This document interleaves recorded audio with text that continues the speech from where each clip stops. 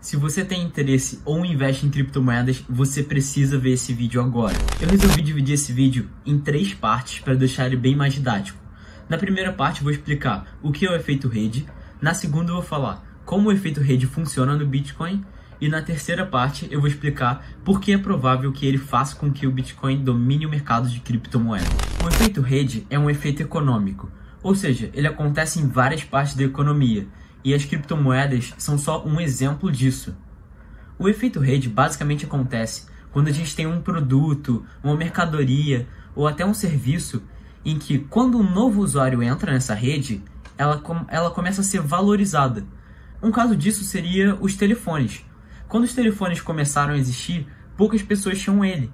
Então elas não podiam se comunicar, não podiam ligar uma para outra, e isso acabava diminuindo o valor do produto. Afinal, se a função é telefonar e você não tem para quem telefonar, não faz sentido comprar o produto. Mas, com o passar do tempo, com a democratização do uso dessa tecnologia e com mais empresas vendendo ela, mais pessoas começaram a comprar e usar ele. Então isso acabou agregando valor à rede. Quanto mais usuários tem, mais pessoas vão poder se comunicar. E isso acontece em vários outros exemplos.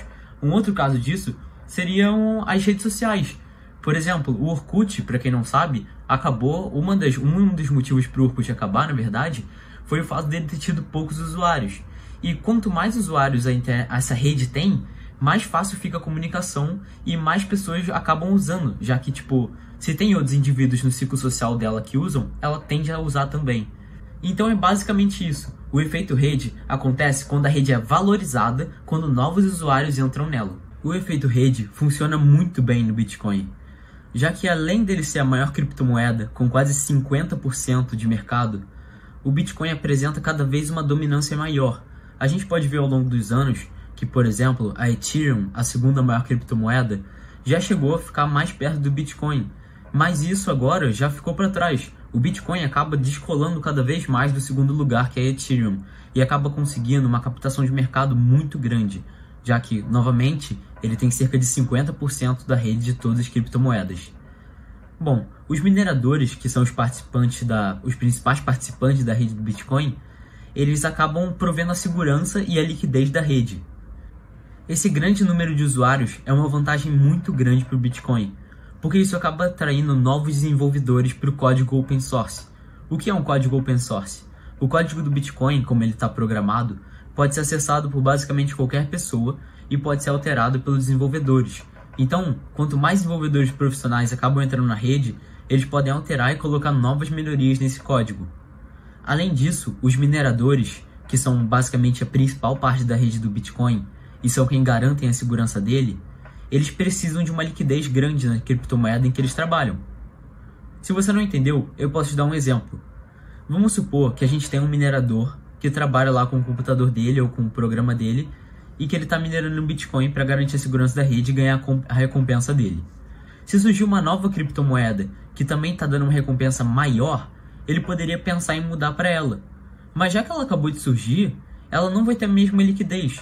Ou seja, ele vai começar a minerar ela e talvez, se ele mudar de ideia ou acontecer algum problema com essa criptomoeda, ele vai acabar perdendo o patrimônio dele. Ele não vai ter como sair dessa enrascada. Então, apesar dessa criptomoeda ter algumas vantagens, acaba sendo muito melhor ele continuar na rede do Bitcoin, tendo a segurança que ele já tem hoje em dia. Alguns outros exemplos de como pode ser muito bom esse efeito rede no Bitcoin é o fato da rede simplesmente ficar mais descentralizada. E, portanto, fica mais difícil ainda de proibir o Bitcoin ou de conseguir derrubar a rede. Se você chegou até aqui, deixa o seu like aí e comenta a sua opinião sobre tudo que eu falei nesse vídeo. Mas bem, agora vamos para a parte mais esperada.